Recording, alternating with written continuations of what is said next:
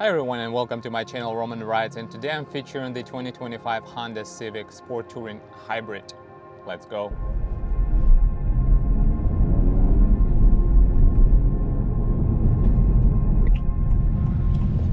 One more acceleration.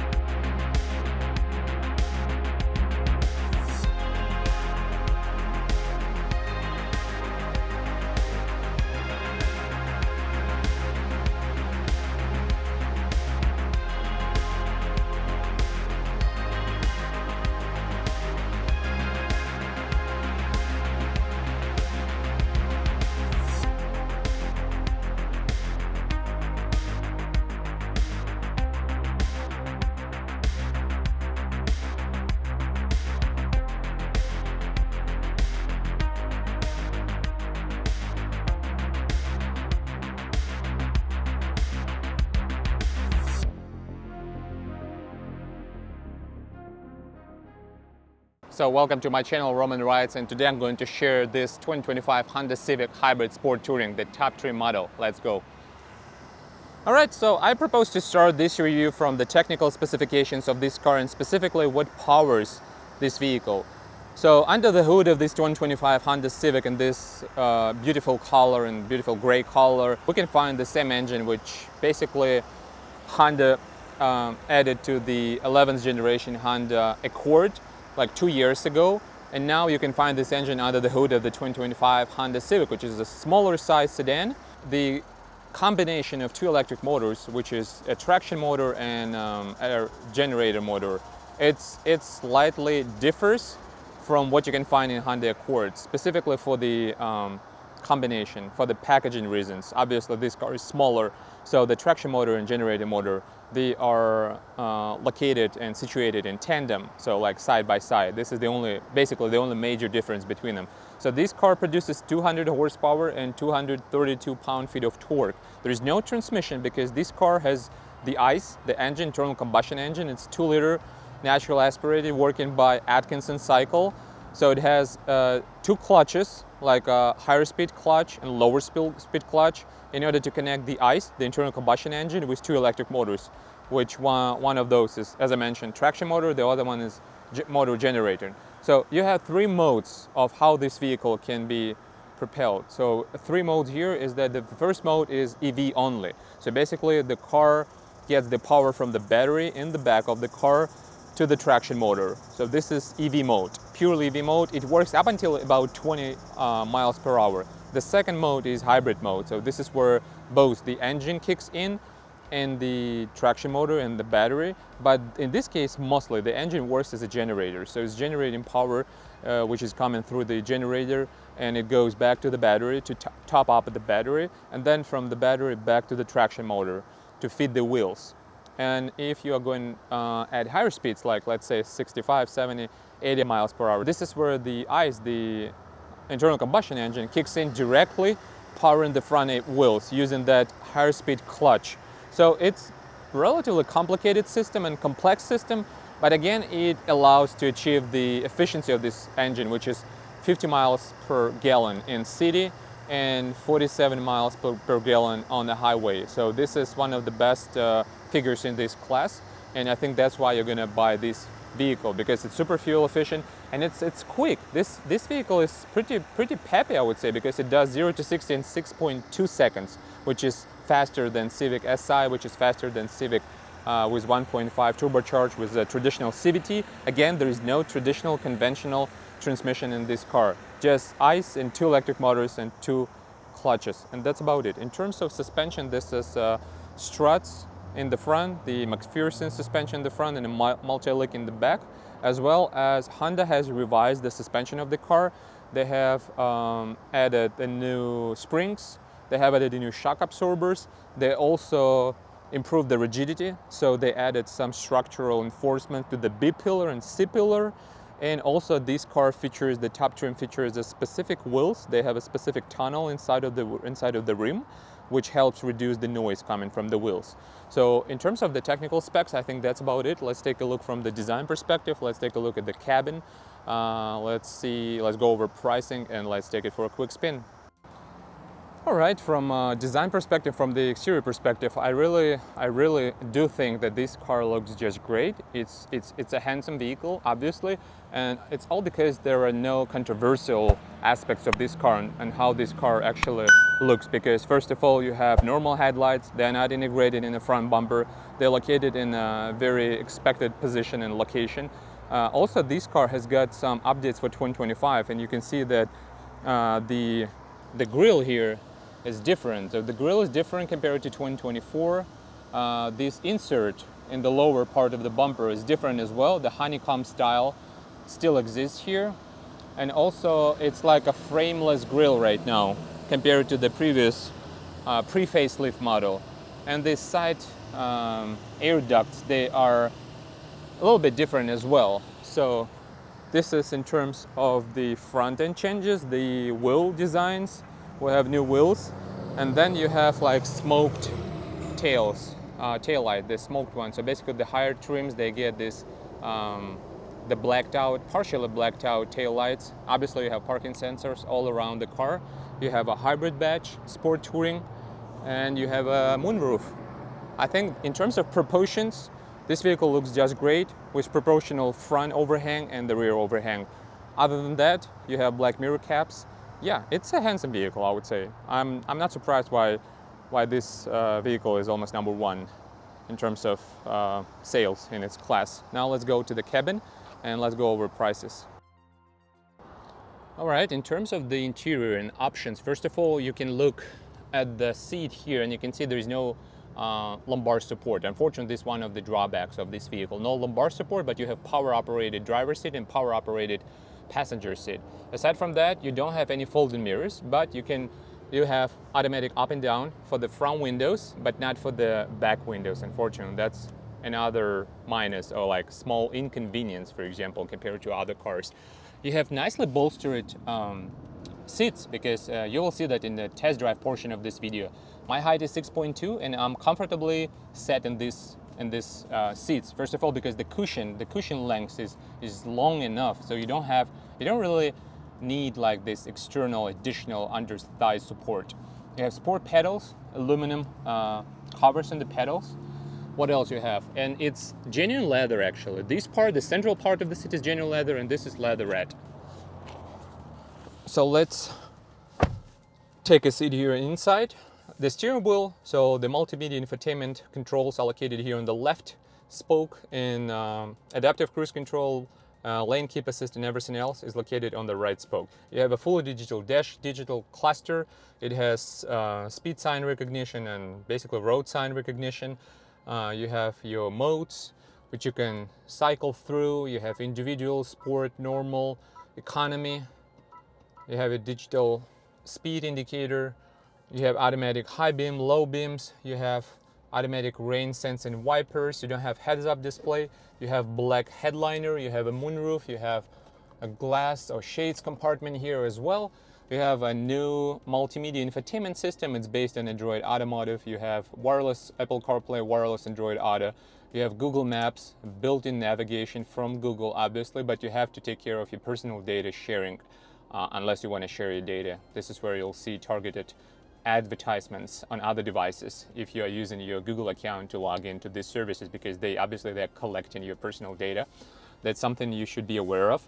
You have a dual zone climate control, heated front seats. Unfortunately, no ventilated seats in this class. Ventilated seats available for Volkswagen Jetta and Volkswagen Golf and the top trims, as well as Honda Elantra Hybrid. So 2 USB-C ports, wireless charger, the shifter it's not the transmission shifter. Obviously, there is no conventional transmission, as I have just mentioned already.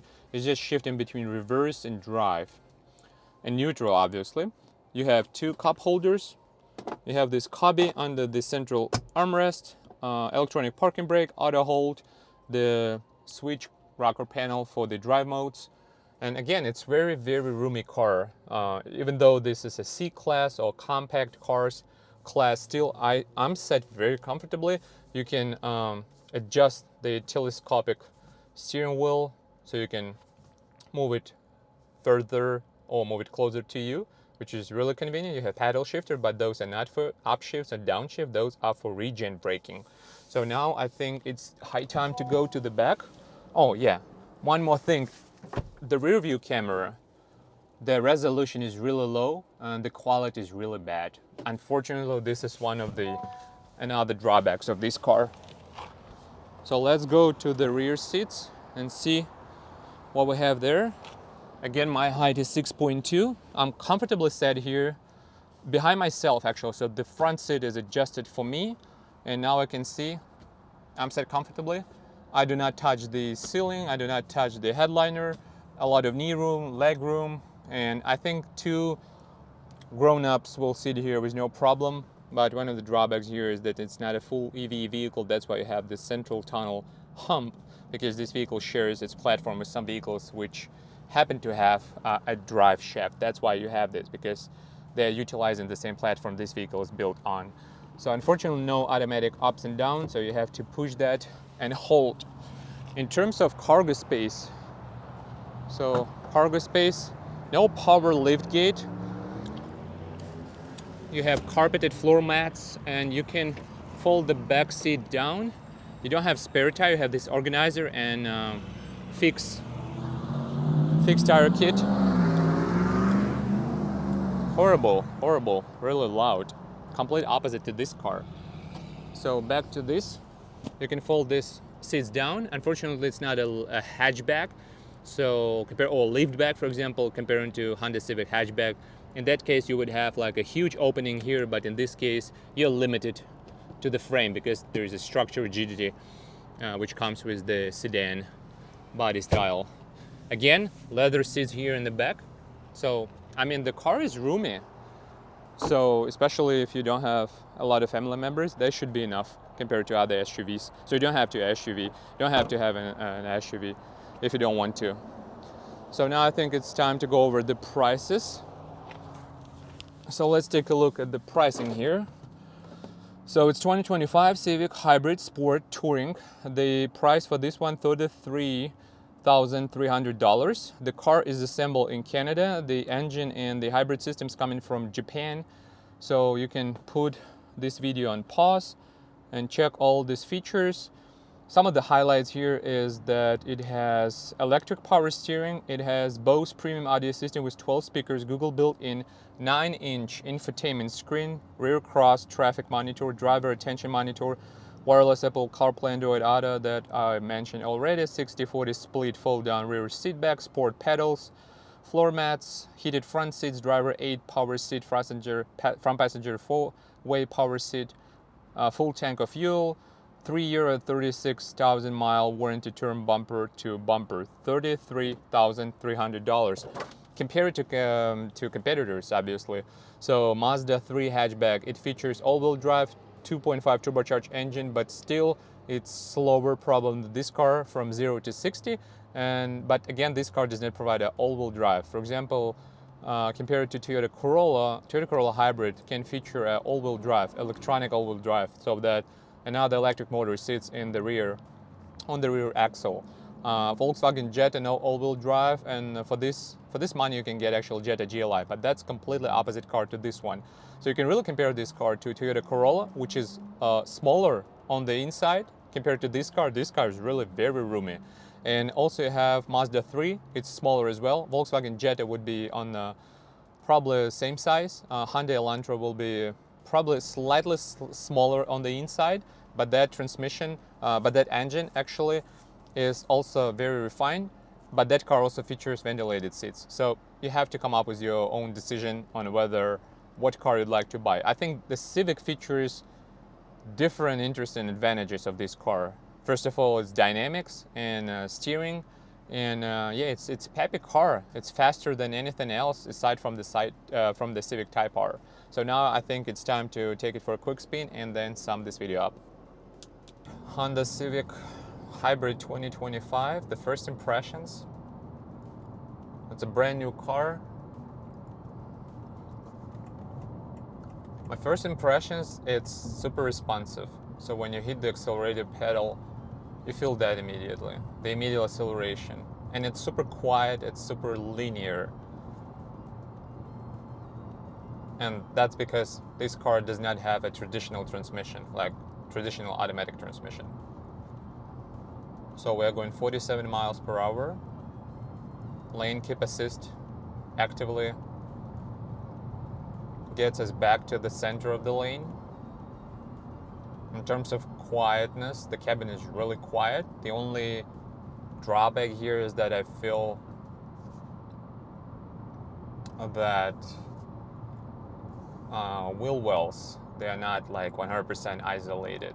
So if you go over rough surfaces with some loose gravel, then you will hear this loose gravel hitting your wheel wells. That's like very minor drawback. I wish Honda put more insulation material there.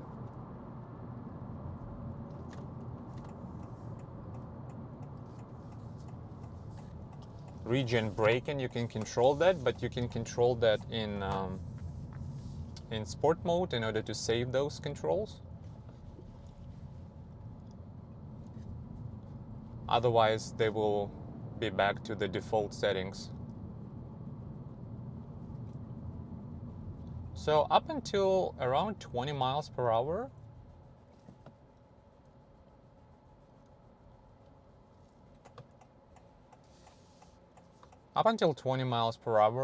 you can feel that the car is propelled by EV motor.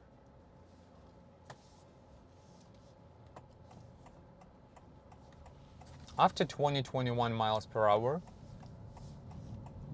the system starts to work in a hybrid mode. And in this case, the internal combustion engine, or should I say just ICE, works as a generator. So it generates power. It provides this power to the generator electric motor, to the second motor. It's not traction motor, but the generator motor.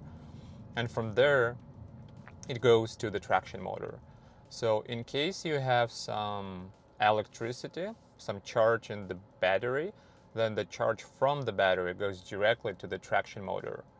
So while ICE can still provide additional charge to the generator motor, if the battery is full, then basically the battery itself provides electricity and charge to the traction motor. So there are multiple modes. The EV mode, which works up until about 20 miles per hour, and then the hybrid mode, when the ICE kicks in and works as a generator I have just described. And there is a pure ICE mode, but that requires a speed of around 40-45 miles per hour and full gas, full acceleration, and higher speeds as well. This is where ICE, the internal combustion engine, kicks in and directly propels the car using the multi-clutch system to send the power directly to the wheels, because there is no traditional conventional transmission available in this car. So now this is a hybrid mode.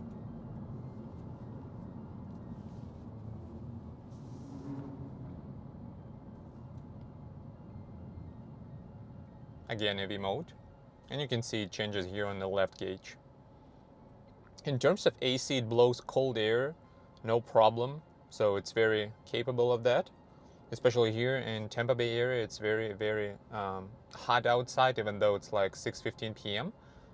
So it cools down the cabin really well. In terms of seats, they're greatly bolstered, even though it doesn't look like the bolsters big enough to hold you and hug you. Still, my height is 6.2 and I'm comfortably sat here.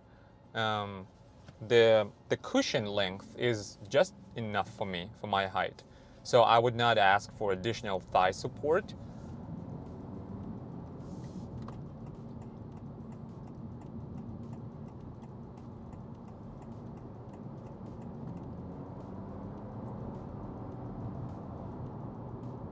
Yeah, so in terms of seating comfort, it's just great. And overall, the quietness of this cabin just amazes me, as well as the performance of this car, because basically this engine is just a direct plug and play from the Accord while Accord obviously weighs more than this car.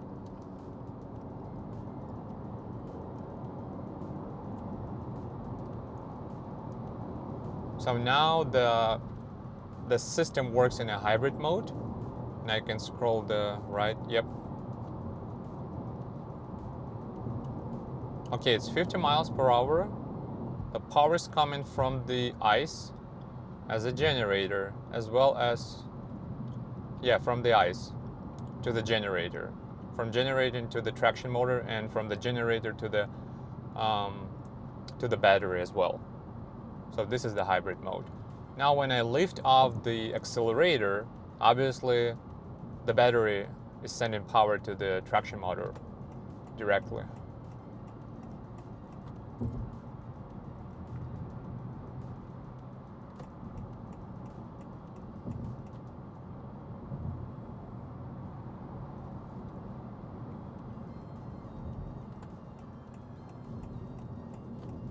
Now regen braking, so we're getting more charge from the regenerative braking in order to top up the battery.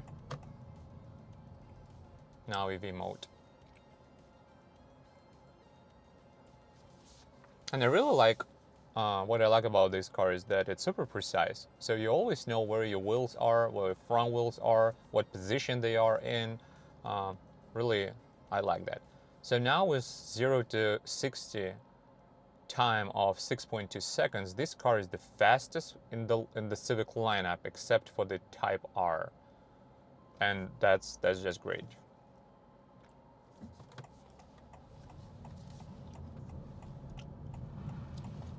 One more acceleration. So the whole system emulates the downshifts and upshifts, and more pronounced probably upshifts. So how it works, there is a specific range of revolutions per minute, so revs per minute, while ICE engine is working, and that range is set by default from the factory. So when it emulates these upshifts during the acceleration, this is when the ICE, the program software, the ECU, adds like a few more hundred of revolutions and then pull back on that. So you feel like revving up and then back to the standard revolutions, the standard range of revs per minute. So it's all software basically, because there's no conventional automatic transmission in this car. So for those people who considering buying this car, it can be something that you can live with.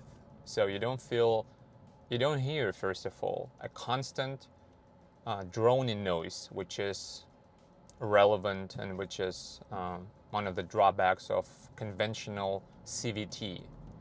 So Toyota calls their planetary set of gears electronic CVT. Honda, I really like that Honda does not call this system like electronic CVT, because it has nothing to do with electronics, with actual CVT. It's just a few clutches in order to connect the ICE and 2 electric motors, and that's about it.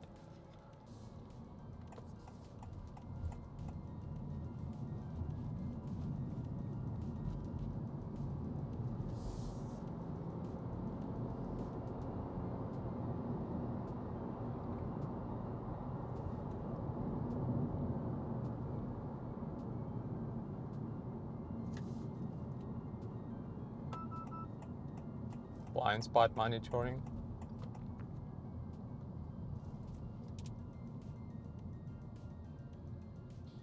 Considering using these paddle shifters for regen braking.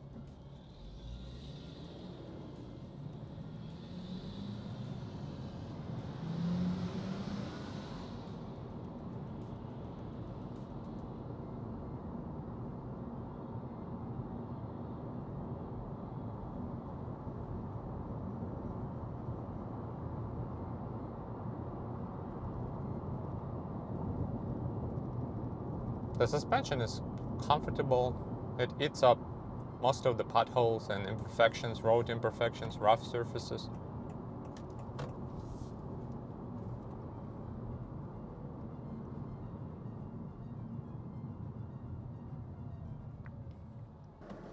All right, now it's time to sum this video up. So I have just test driven this vehicle. What I can say, it's super comfortable, it's quiet.